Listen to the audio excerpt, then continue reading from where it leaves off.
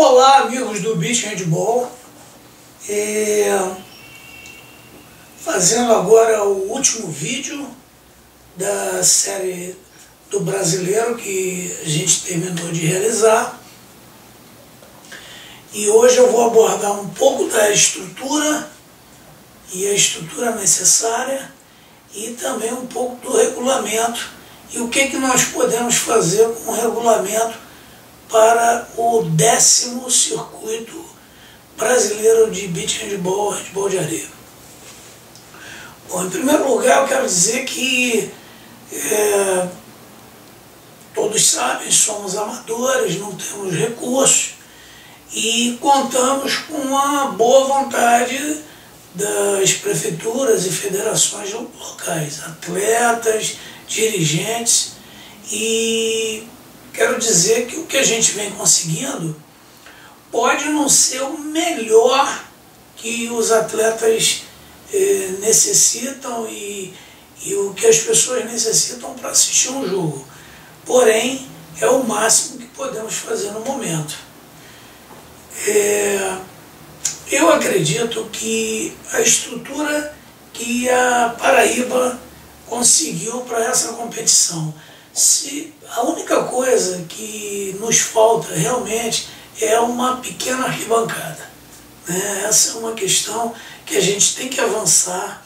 Niterói conseguiu fazer uma etapa do circuito, não uma final, a etapa do circuito esse ano que passou, com uma arquibancada mínima, mas excelente, e eu acho que é do tamanho do beach handball, para dar um conforto para determinadas pessoas, ou pessoas que têm idade, que estão com filho e tal. A gente precisa realmente colocar uma arquibancada na nossa estrutura.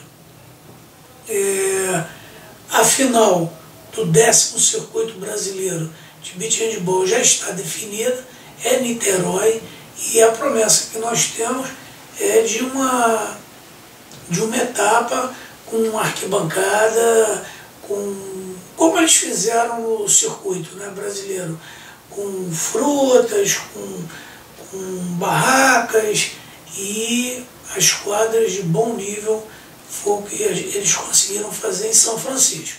Não sei se eles vão fazer São Francisco ou Icaraí, mas a promessa é de que tenhamos algo já num nível mais elevado e que a nossa modalidade, os atletas principalmente, necessitam. Quanto ao regulamento, discordando das pessoas que entendem que o regulamento não deve mudar mais, que não deve mexer, eu acho que o regulamento tem que ser algo vivo, algo que defina o momento que o handball vive. Muitas vezes a gente tem um regulamento para uma modalidade com zero de estrutura, e assim que vai evoluindo, a gente vai ter que mexer no regulamento, né, acompanhando as mudanças que se fazem necessárias. Muitos artigos do nosso regulamento são artigos que ajudam a modalidade a crescer, né, que entendem a modalidade num crescimento. Nós não podemos exigir coisas de atletas que pagam para jogar a modalidade, de clubes que tiram dinheiro, Deus sabe como. Então, a gente não pode ter exigências, né, muito pesadas, e nós temos que procurar facilitar para as equipes e para os atletas, para que a gente tenha na final os melhores jogadores da modalidade. Aquele ali é o momento, a coroação, né? Tem que ter os melhores. Se a gente precisar de algum artigo que contribua para isso, a gente tem que pensar e tem que fazer. Em primeiro lugar, eu queria abordar a questão das reuniões. Nós vamos ter uma reunião, nós vamos ter um campeonato juvenil no Rio Grande do Norte, E no sábado da competição nós vamos aproveitar e fazer a reunião do regulamento do próximo circuito. Então, final de maio, tá? No sábado, último sábado do mês, a gente tem a reunião, tá, do circuito. Tem que retornar aqui para pegar aqui.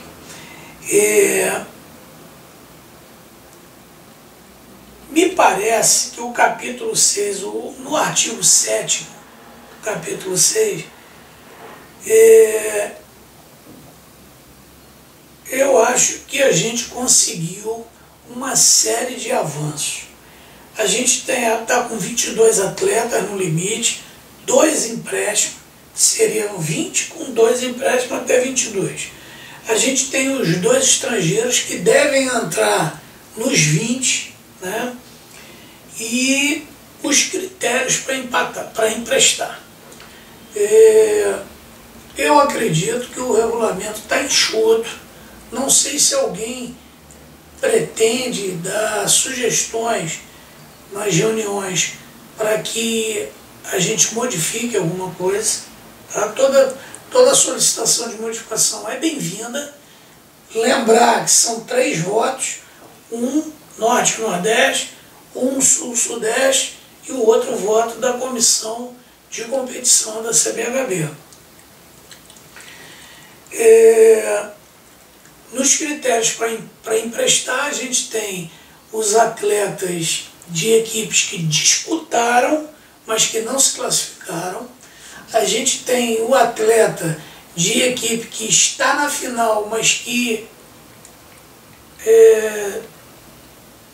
cancelou a ida, né? Não pôde viajar. A gente não pode prejudicar esses atletas.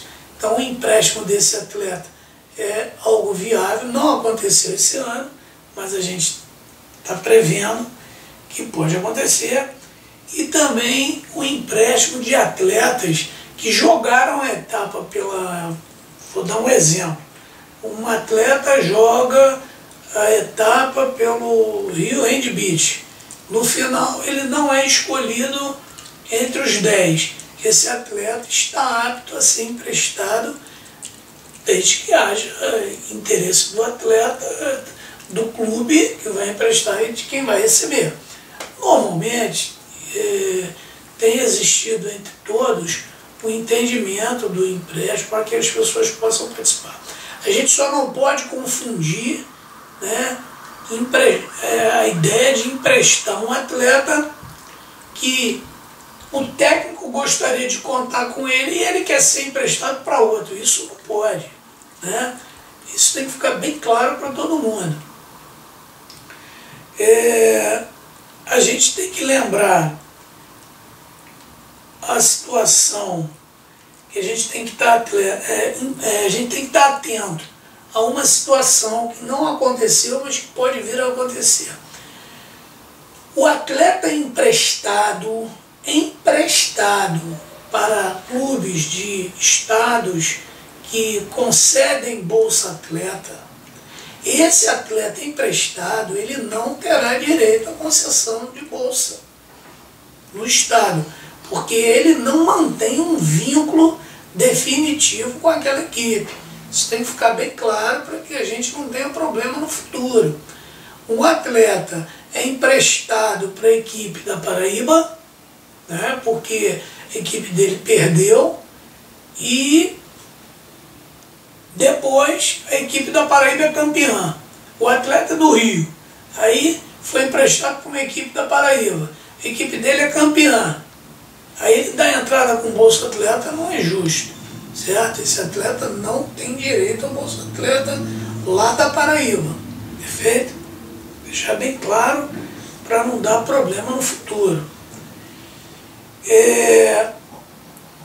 Outra questão, atletas estrangeiros.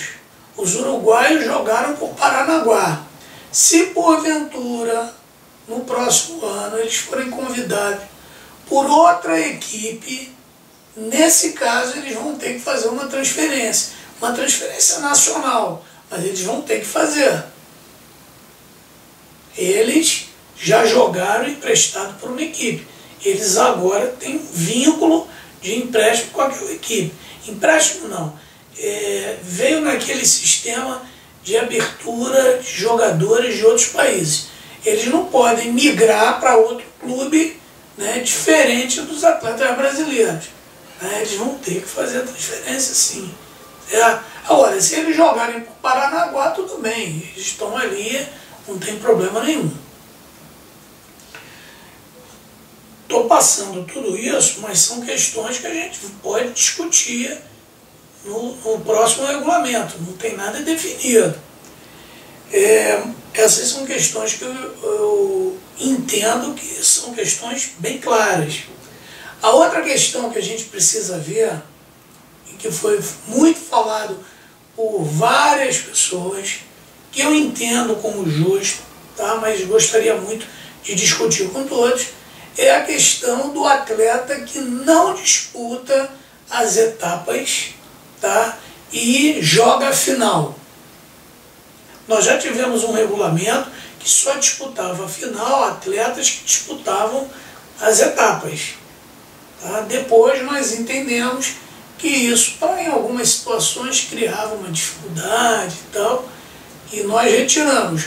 Mas se todo mundo entende que esse item no regulamento deve permanecer, voltar, a gente vai ter que voltar com o regulamento, se for entendimento de todos.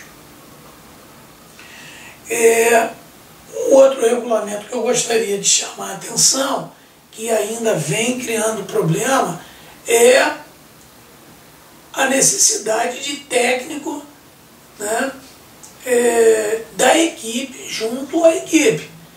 Esse ano aconteceu de um professor que dirigia a equipe feminina e masculina, e no momento do jogo masculino ele estava com uma equipe feminina, e não tinha ninguém para ficar com o masculino. Esse ano a gente ainda entendeu, ainda mais por ser uma semifinal, de que em se tratando de uma situação super especial, que a equipe adversária, se a equipe adversária topasse, haveria o jogo com outra pessoa dirigindo. Entretanto, ficou claro para nós ser uma situação injusta e frontalmente contra o regulamento. Então, essa situação não vai acontecer mais. Né? Então, toda equipe deve ter pelo menos 2 técnicos aptos a dirigir uma equipe. Para, no caso desse aí, a equipe masculina e feminina jogando no mesmo momento, que elas tenham técnicos daquela equipe, vinculada àquela equipe, com carteira CBHB daquela equipe. Ok? Bom, aguardo vocês na reunião do Rio Grande do Norte, no final do mês, e a reunião do Rio de Janeiro. Rio de Janeiro, São Paulo, Paraná. Será marcada em breve pelo diretor da modalidade e nós vamos divulgar e vamos fazer isso aí da melhor maneira possível. Um forte abraço para todos e aguardo vocês.